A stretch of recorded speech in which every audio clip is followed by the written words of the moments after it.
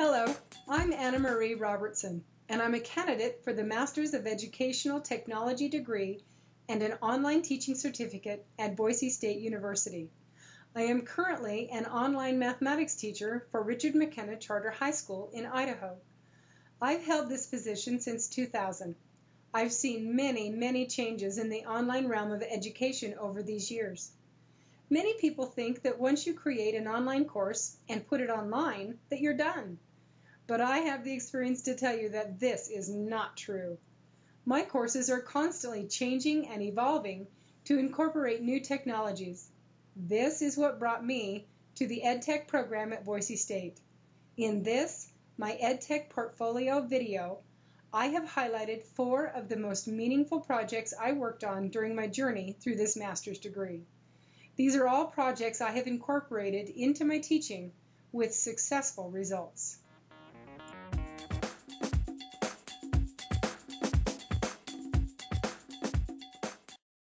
In EdTech 506, Instructional Message Design, I worked with the properties of design itself. Design has always been my weak spot. I truly struggle with design. I know what I like when I look at the work of others, and I can even tell you why I like it.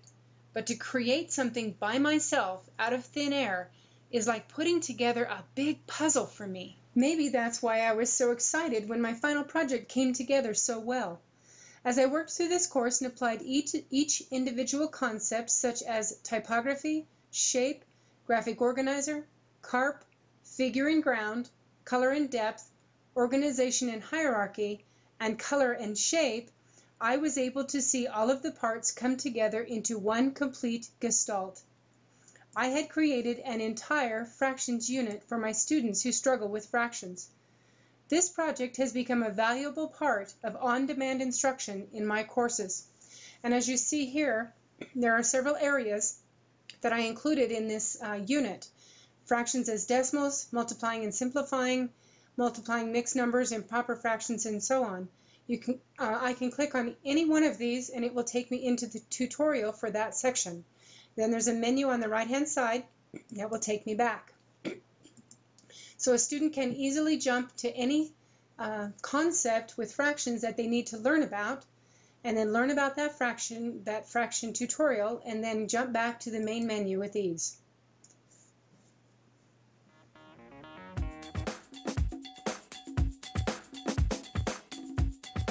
In EdTech 511, Interactive Courseware Design, I felt like I was in my element. I worked entirely in Flash to create a tutorial for my students. I've used an older version of Flash before and was well acquainted with its structure. But again, I was exposed to how a student might feel when faced with using a new software to create a project, when I had to download the newest version of Flash. Who knew a software could change so much between versions? For this project, I took a lesson from one of my courses that students notoriously stumble on and created a short tutorial with very few words that they could use to help cement the concept of front-end estimation. I've since embedded this tutorial into the online lesson and have seen a big jump in student understanding. Wow, I was amazed that one Flash-based interactive activity could make so much difference. It makes me want to redo all of my lessons.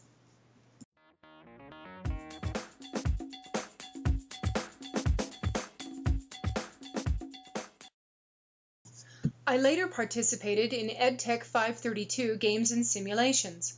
This class was also taught totally in the realm of Second Life. I have never had so much fun while learning in all my life. All we did was play games. There were online games, board games, and even a very big role-playing game that encompassed our entire Second Life meeting space and all of my peers. I've never played in a role-play before. It was the most intense feeling describable, and being able to put all of my feelings down in a blog at the time I was feeling them was an amazing experience. Prior to this, I had never blogged before. I can now see the importance of allowing a student the time to reflect when a project or game is over, and for allowing them to share their reflection with others. While I was involved in EdTech 532 Games and Simulations, I was also asked to teach a series of technology courses at a local alternative school. I decided to test this theory of game-based learning on these students. I created 3 online courses that the students worked through using the concepts of game-based learning. They were allowed to choose the activities they wanted to participate in based on their own interests. And these are the 3 courses that I created. First, there was the computer apps course, then there was the multimedia training course, and then there was the web design training course. And in each of these courses, the students were on a starship, and different things were happening to them depending upon which course they were in. But in each course there were a group of quests that they could choose from, and when they went into one of these quests, they would find a large amount of activities they could choose from based on what they wanted to learn. And this gave me the information I needed for my EdTech 532 games and simulation research that I did for this class. While taking these classes, these students experienced leveling up, competition, earning badges, and the feeling of accomplishment that accompanies the creation of one's own projects and sharing them collaboratively. And here you can see the Google spreadsheet I used to keep track of their points and their rank, where they were, and they could also see each other's. I didn't use any names for these students. I used their student number, so only they knew which one they were. And they could compare themselves to the other students in the class, thus causing competition between them. And they could also see which quests they were missing, which ones they might want to work on, and the scores that they earned for each quest. Their total XP, their percentage in the course, and the total XP for winning the game. This leveling up system seemed to work very well for us. It was just a Google Doc that was embedded into our Google site. Towards the end of the Games and Simulations course, I was introduced to one of Boise State's newest creations, the 3D Game Lab.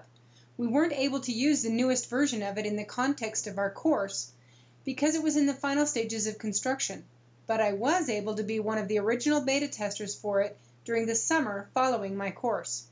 That beta test gave me the opportunity to have my own space within its shell for my students.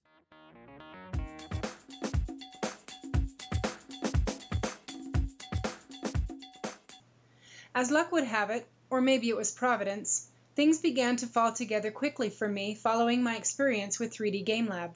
As I entered my last semester of actual coursework at BSU, I still had to take EdTech 512 online course design. I am forever grateful that I left that course for last. In this course, I was tasked with creating an entire online course from start to finish.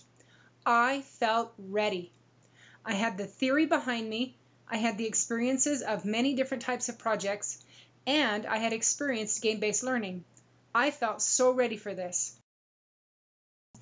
At the beginning of this semester, my boss from Richard McKenna Charter High School, Larry Slade, called me and asked if I had time to create 2 new courses for use at the school. The Idaho State Legislature had passed a law stating that all high school seniors, starting with the graduating class of 2013, must have 6 mathematics credits beginning with algebra to graduate, and they must take 2 of those credits during their senior year. They also wrote into that law that a senior that was not necessarily college-bound could take a math course called Mathematics of Personal Finance in their senior year. This course would consist of 2 parts. My boss had called me to ask me to create these courses. His timing was incredible. So as I worked through all the theory and project management tasks in EdTech 512, I used the actual Mathematics of Personal Finance course for all of my work. However, I wasn't able to complete the entire course by the end of 512, so I applied to Boise State for an independent study course during my last semester to take concurrently with my portfolio course, in which I would be allowed to complete the first of the 2 Mathematics of Personal Finance courses all the way through to deployment and evaluation. At the end of my EdTech 512 course, my final project was the Mathematics of Personal Finance course for Richard McKenna Charter High School. And I wanted to take a minute at the end of my portfolio to just give you a brief look through of this course that I created. This course, the Mathematics of Personal Finance, was created in the Google Apps account of Richard McKenna so that only the students would be able to access this course. In this course, I created several areas. There's the course information, the contact information, the syllabus, the schedule, the assignments, the discussions area, and a link to the 3D Game Lab. In the assignments area, I created this so that students had a link to the game lab, but they also had links to the assignments so they could see all of them if they so wished to do so. Let's take a look at one in particular. If we go into a section such as the Develop a Career Plan into Module 2, you'll see that there are several quests, if you will, or actually these turned out to be quest chains in 3D Game Lab. Each one of these, I was able to develop several quests around each topic. One thing in particular that I did learn through my master's degree at Boise State was that examples are so important for students. I know that when I had a class where I was given an example of what I was to create, it was so much easier for me to create than if I didn't have an example. So I made sure to include examples of what I was asking the students to do. For instance, they have an example of what their website could look like, and then they have example pages that show them what their projects also could look like. They're not bound to make their projects exactly like this, but it's an example of what they could do. The other thing I wanted to show was the discussions page. I had a difficult time figuring out how I was going to incorporate discussions into a Google site, but I learned that there's something called the Google Groups, and the Google Groups were very easy to embed on a page into my Google site. So here's my Google Groups discussion forum, and I've embedded it on this page in my Google site. And these are each of the discussions that the students will participate in right here in one place. And I think this is going to make it much easier to have the discussion area built right into the site itself. Now from here we can jump to 3D Game Lab. I already have it open, so I'm going to go up here and open it because it took a second to load. So in 3D Game Lab I have my list of quests and so on. I'm currently working on the first of these two courses, and I'm designing it in this realm of 3D Game Lab. This course is game-based, and it provides the elements of choice, competition, levels, badges. Let me give you a look at the badges. If I click on rewards, you can see all of the badges and the achievements and the just fun rewards down there at the bottom. And everything else that I've built into this goes along with the game-based concepts. I'm really having a blast creating this course, but more than that, my actual pedagogical thinking about the linearity of learning is evolving and changing, and I have had so much fun putting this portfolio together and working through each of these courses at Boise State. Thank you. Well, you've come to the end of my portfolio video, and I've come to the end of my master's degree. I believe I've met my goal of adapting my pedagogical thinking to be more in line with the new theories of learning that have embraced the emerging technologies. My new goal is to find a way to keep caught up with all of this. I believe I can do this with the help of professional development currently being offered by Boise State University, and through carefully selected personal learning networks. But most of all, I believe I can realize this goal by using what I've learned in the redesign of my online courses to make them more engaging, experiential, interactive, and just plain fun for my students. There's no better teacher than experience itself. Thank you for watching my EdTech Portfolio Reflection video.